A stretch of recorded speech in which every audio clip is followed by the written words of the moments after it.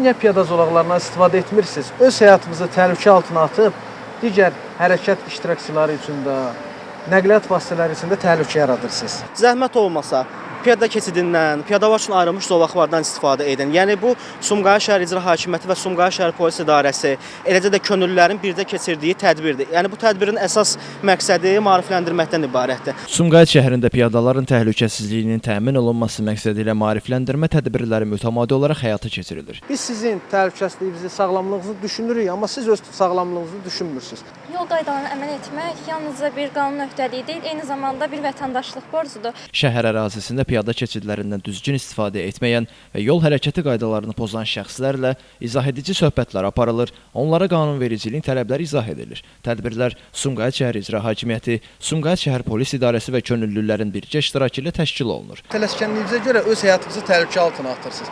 Biraz irəliyə gedib piyada zolağından istifadə etsəz, bu sizin sağlamlığınız üçün də yəni xeyir ola bilər. Piyada zolağına elə də uzaq məsafə deyil.